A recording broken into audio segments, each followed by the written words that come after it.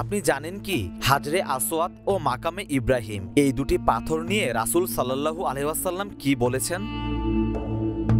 হাজরে আসওয়াদ ও মাকামে ইব্রাহিম সম্পর্কে নবীজি সাল্লাল্লাহু আলাইহি ওয়াসাল্লাম বলেছেন, নিশ্চয়ই হাজরে আসওয়াদ ও মাকামে ইব্রাহিম জান্নাতের দুটি অতি মূল্যবান ইয়াকুত পাথর।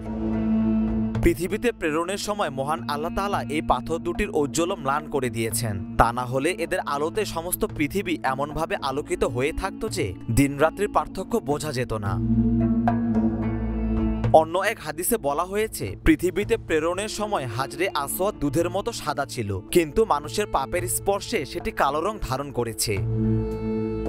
পবিত্র কাবা ঘরের বাইরের দিকের পূর্ব দক্ষিণ কোণের দেয়ালে স্থাপিত রয়েছে হাজরে আসওয়াদ। একে ব্ল্যাক স্টোনও বলা হয়। হাজর অর্থ পাথর আর আসওয়াদ অর্থ হলো কালো। এই কোণ থেকে তাওয়াফ শুরু এবং এখানেই শেষ করতে হয়। এই কোণকে রুকনে শারকিও বলা হয়। শারকি শব্দের অর্থ হচ্ছে পূর্ব। এই কোণের ঠিক সামনেই রয়েছে জমজম কূপ। হাজরে আসওয়াদ থেকে তাওয়াফ শুরু করে প্রথম যে কোণটি অতিক্রম করতে হয় সেটিকে বলা হয় রুকনে ইরাকি। এরপর হলো রুকনে শামি বা সিরিয়া এবং রুকনে ইয়ামানি। এবার আসুন মাকামে ইব্রাহিম সম্পর্কে শুনি। মাকামে ইব্রাহিম হচ্ছে জান্নাতের অতি মূল্যবান ইয়াকুত পাথর। ইব্রাহিম আলাইহি ওয়াসাল্লাম এটির উপর দাঁড়িয়ে কাবাঘর নির্মাণ করেছেন। ছেলে ইসমাইল আলাইহি ওয়াসাল্লাম পাথর সংগ্রহ করে এগিয়ে দিতেন, আর তিনি পাথরের ওপর দাঁড়িয়ে কাবাঘরের দেয়াল নির্মাণ করেন। এ সময় তার প্রয়োজন অনুযায়ী পাথরটি লিফটের মতো ওঠানামা করত।